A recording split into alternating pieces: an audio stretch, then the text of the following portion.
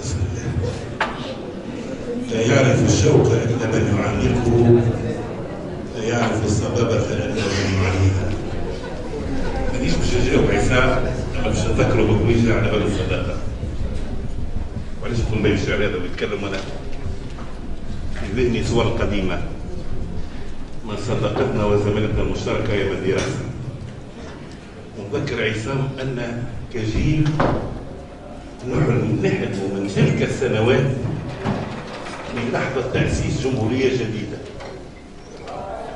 على أساس دستور جديد وقوانين أساسية منظمة للحياة السياسية والحياة العامة والحريات الفردية والعامة بطريقة تقطع تماما مع الدمار اللي عاشته بلادنا. لا صغار بيستوقف الواحد روحه أحيانا في محطات فارقة في حياته ويقول أمام هالوثيقة هذه اللي يسميها مشروع الدستور هل الحلم بقى جائزا أم لا؟ لأنه في الأصل في سنوات المعارضة كان يقول لحظة الحميمة السيناس الجزائري مذكرات سنوات الجمر أخذ الحلم منا ما أخذ. وإن شاء الله نعبر على أملنا رغم صعوبة الفترة وصعوبة المرحلة هذه وصعوبة الأيام هذه ولا الأسابيع هذه، إن شاء الله الأجيال اللي بعدنا نكونوا خلينا على الحق بأن تحكم. علاش نقول في هذا؟ مانيش باش نتعرض للمسائل الإخلالات التقنية والفنية في الدستور، ربما يتعرضوا لها في النقاش وجاوا عليها سلمى وخاصة سلمى في الإجراءات في الأثناء ولكن حسام ومنتي المتعلقة بالفصل 141 كما قال عصام قبيله، فصل 30 فقرة 2 فصل 73 المتعلق بالحد الأقصى للدرجة على الجمهورية، الفصل 6 المتعلق بتحديد المساجد إلى غير ذلك، وربما نرجعوا لها في النقاش. أما باش نقول بعض الحويجات أساسية. أولا شنو هو الدستور؟ هي وثيقة تؤدي وظائف بالأساس، وظائف أساسية. ثم وظيفة أولى اللي هي تضبط علاقة الحاكم والمحكوم حرية وحقوقا. هذا المسألة الأولى. والمسألة الثانية تنظم العلاقة بين مختلف السلطات لكي لا تتغول أي سلطة على سلطة أخرى. في التوازن، مش في النظام المجلسي ومنشأ عنده في الحق تقول نظام مجلسي، نظام مجلسي بيس هذايا بعد الأولاني بعد قانون منظم للسلطات العمومية. لكن ثم مسألة ثالثة ما تدرسش في الكليات بحث وكذا الى غير ذلك، وهي وظيفه ثالثه ونحن الان لسنا ننتبه الى هذه الوظيفه. الوظيفه الثالثه للدستور هي طاقه هذا النص والمؤسسات التي ينشئها والاليات الموجوده فيه على استيعاب الازمات. خلينا نفسر باش نكون اوضح.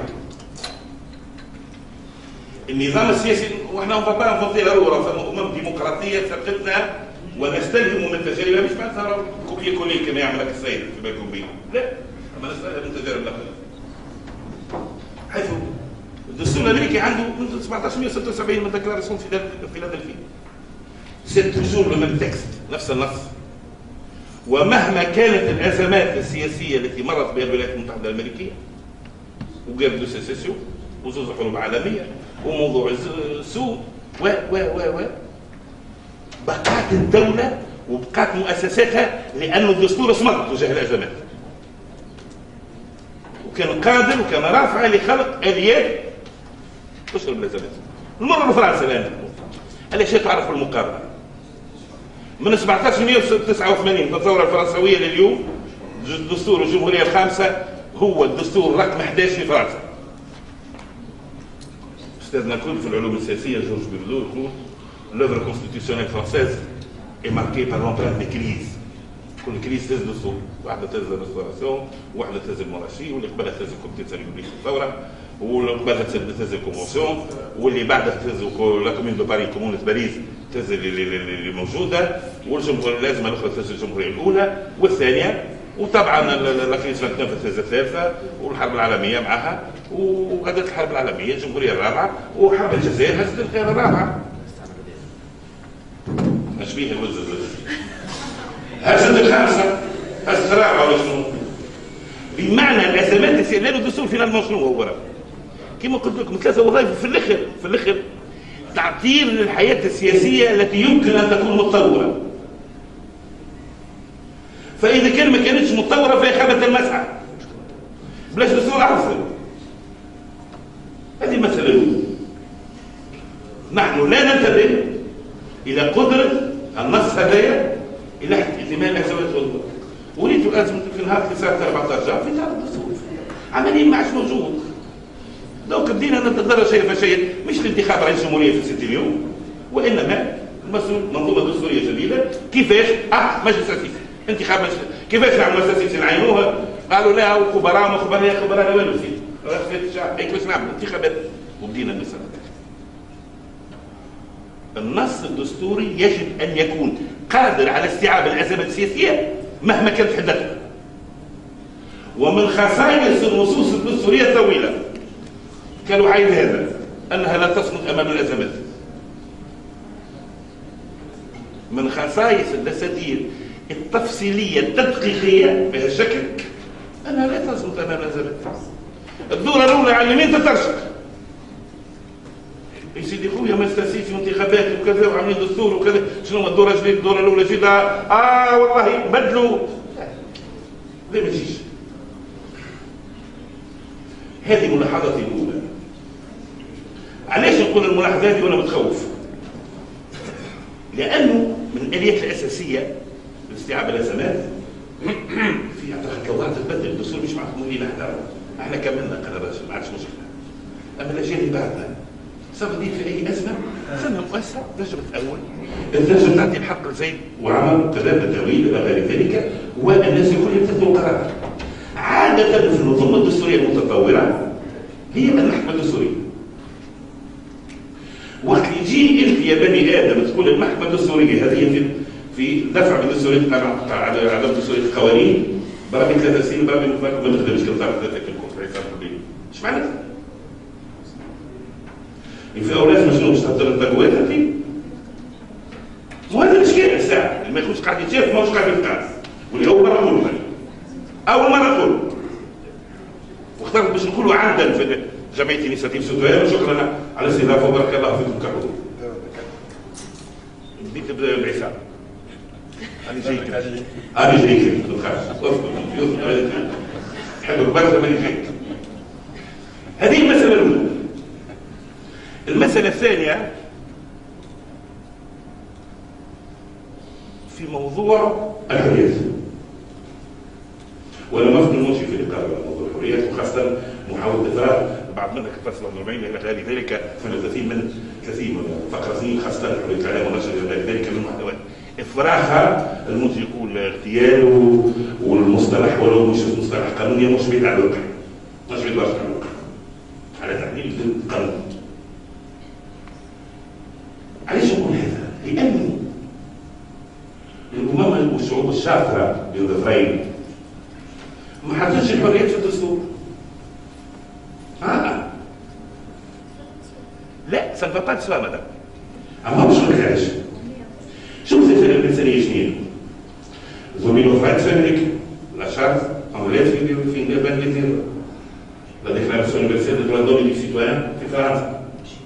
خشوا المانيا في نوفمبر من بعدها خاصه الدستور الجديد تولى الاحترافيه الديمقراطيه الى غير ذلك.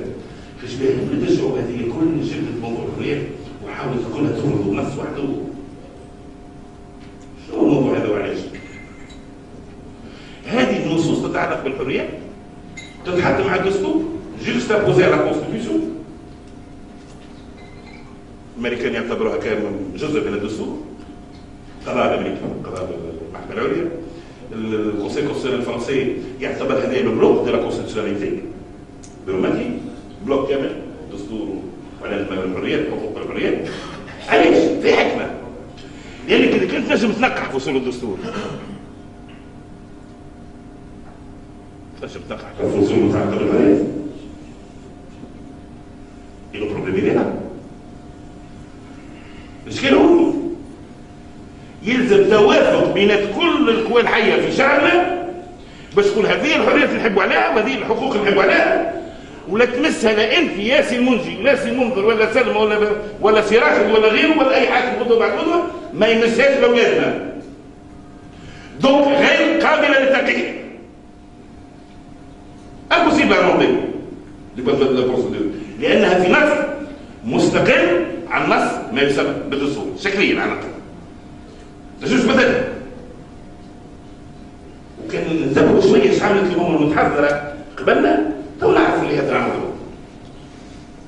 ملاحظتي الثالثه هي تتعلق تحدث على حساب وبعد منشئ على السلطه التشريعيه والتنفيذيه والعلاقه بينهم.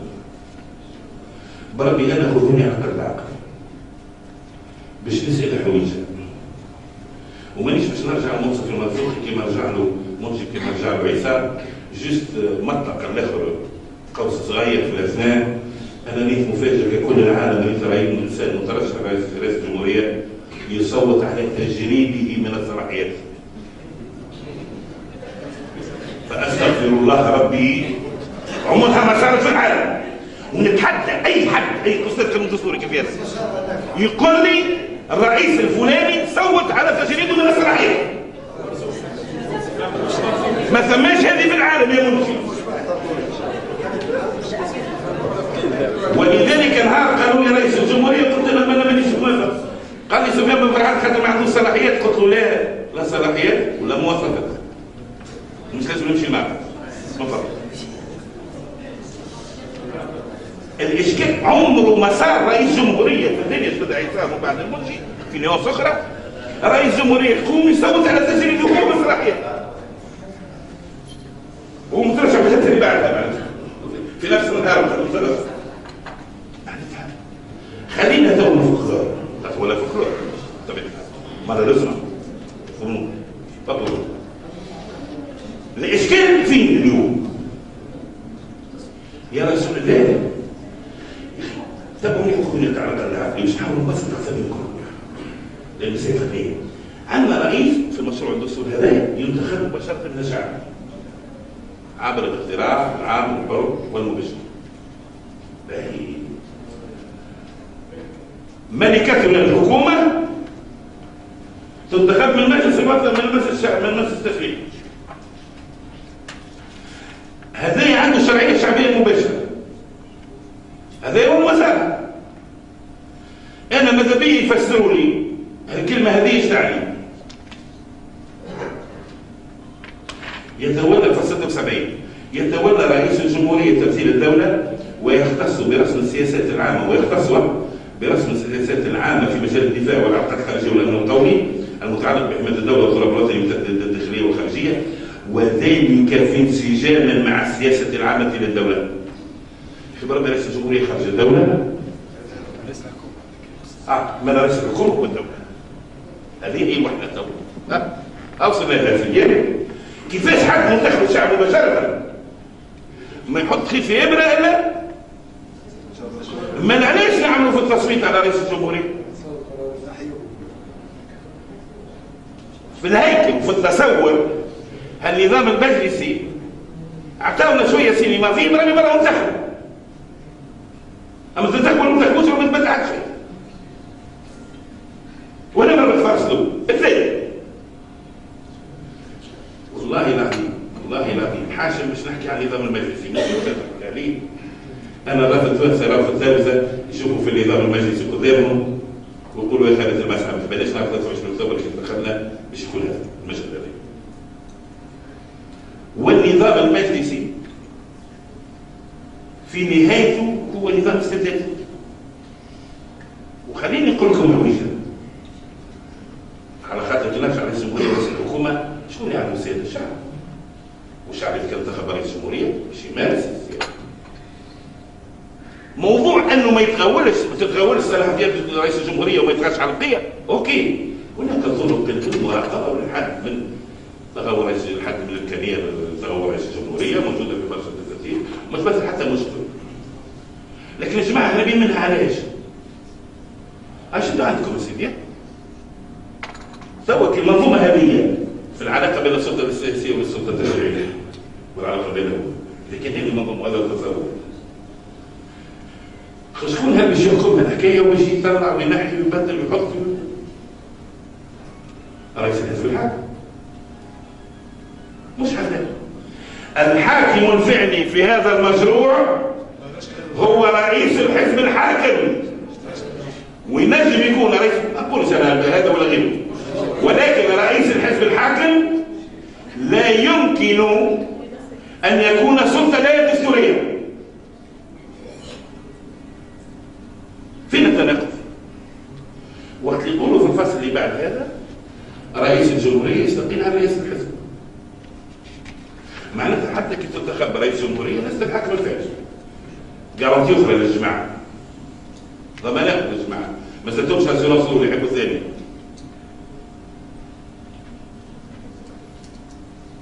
رئيس الحزب الحاكم أنا أقول بكل عقل وبكل رزانة كي يحب يحكم يتفضل يترشح قدام الثلاثة، والثلاثة يختاروه ولا ما يختاروش.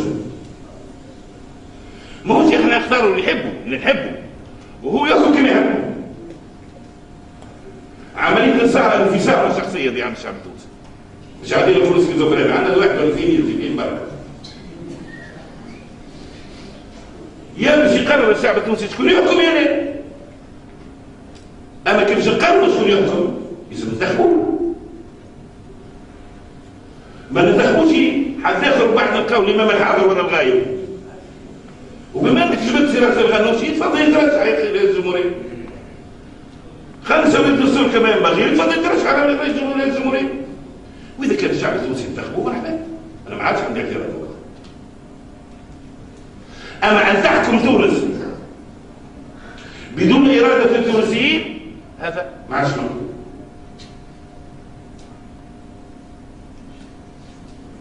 ما عادش مقبول اطلاقا. كسر القيد ورجع الشعب يتنفس.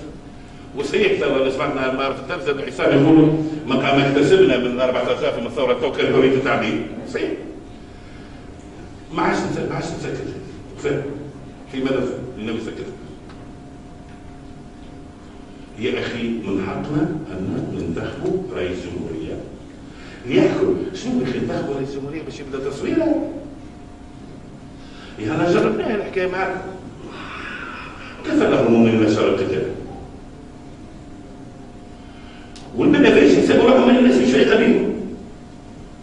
وقت عزلوا وزاره المجلس بعض غير المجلس يقولوا انقلاب وعشريه وعلى شنو والى غير ذلك. مانيش باش ندخل في المصطلحات هذا باش نقول. مانيش باش نقول ربي يرحم علينا بالاهوال وربي يدور فيها فاسح بدل المسلمين اللي هما كانوا مقررين بالدستور الاولاني بصفه التاليه، والنصوص اللي كتبوها كمقررين موجوده، والأعمال التحضيرية وخاصة في لجنة التنسيق والصياغة تقرأ بماء العين. اش عندنا اليوم نتذكر على ربي بتاع الحدود وعمل ما نعرفش ايش عمل وجا قالنا هذا الدستور. وكانوا الاخوان اللي قبلي والمساد اللي قالوا الكل يقول لك يا اخي انا عبد في اللجنة الفلانيين وجا فهمنا. إضافة ندقق مسألة صغيرة على اللي قالته سلمى. صديقتي سلمى حكيت على كيفاش عمل المقرر. أنا ماذا بيا نجي نضيف لي سؤال ملاحظة واحدة. اللي يقرأ فصل 65 و66 يقرأ النظام الداخلي للمجلس. يلقى المجلس قرر حسب عبر النظام الداخلي عدد معين من اللجان التأسيسية. وأخذ كل واحدة محور واختصاصات. ما عملش لازم هذا التنسيق، عمل هيئة.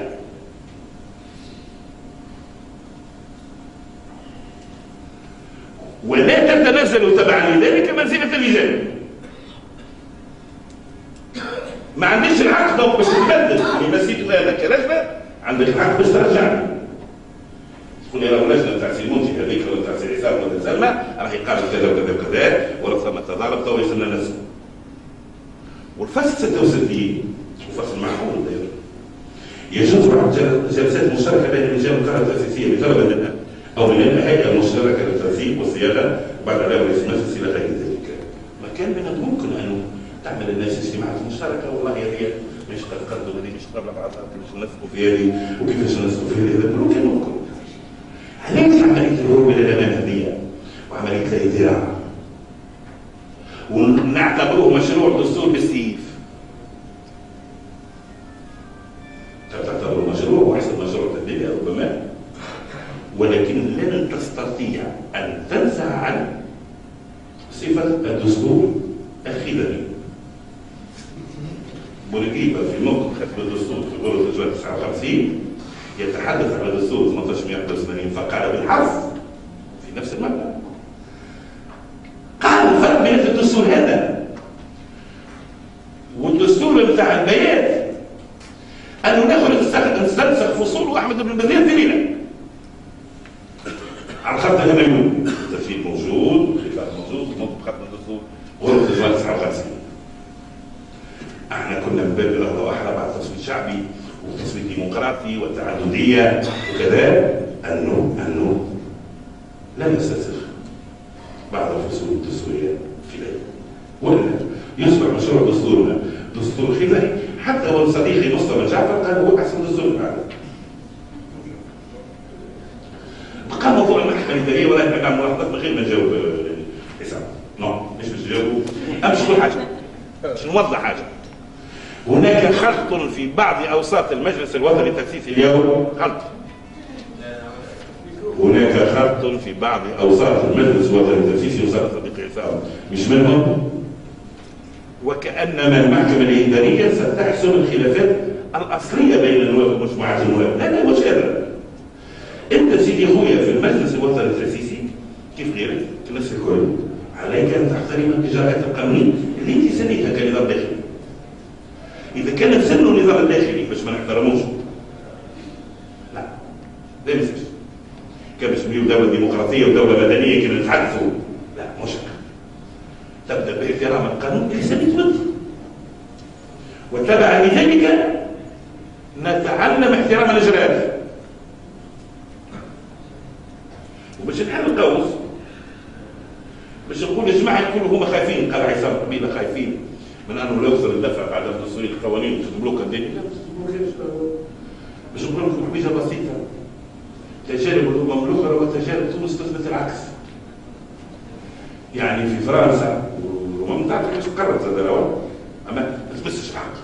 مثلا في فرنسا 60 نايب ينجموا يقوموا عن طريق الدعوه ضد قانون ولا ضد فصل، مش ناس كلها.